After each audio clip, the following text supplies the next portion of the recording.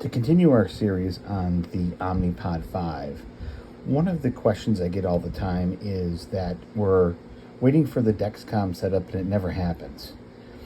And one of the big problems is when you change your sensor, sometimes you have to change your transmitter as well.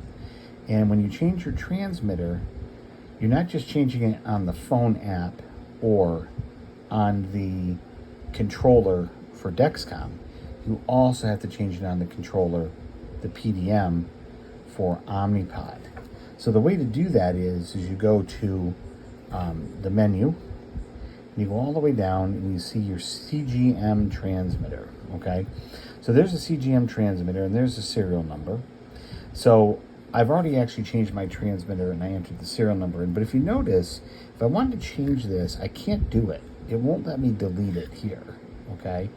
It won't let me do that. And the reason being is you have to take this out of automated mode. And that's one of the big things that people forget. So you got to switch your mode, and you got to go from your automated mode, and you got to go to your manual mode, okay? So when you go to your manual mode, if you can see this here now, you're going to go down to your CGM transmitter, and now you can see it has a delete key. So now you can actually delete it and enter a new transmitter number, transmitter serial number. So that's going to be really important, because if you have the old transmitter number in there and you're trying to connect the new transmitter and you think you've done it in Dexcom, but you forgot to do it in the Omnipod 5, it'll never work. You'll never get it to connect. And that's one of the main reasons. So again, one of the things when you get your new transmitter, which I have my new transmitter here, of course, right? There's my Dexcom.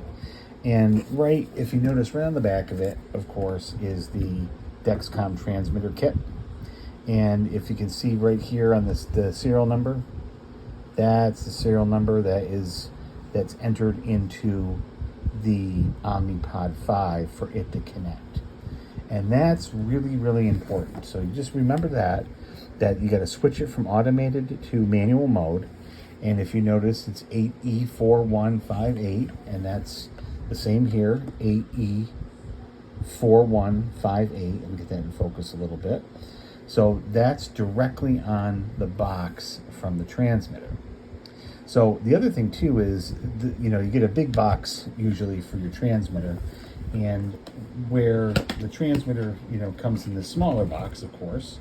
And when it comes in the smaller box, again, you have your serial number, 8E4158. And then on the transmitter itself, you'll see that same serial number. So just make sure you check everything to make sure all the serial numbers match from the transmitter, the box, and on the Omnipod 5 and the Dexcom app. If you're using an app for, say, the iPhone, which I use, or the Dexcom controller. Okay, so that's just one specific thing that you can utilize to help you troubleshoot your Omnipod 5 and your Dexcom use.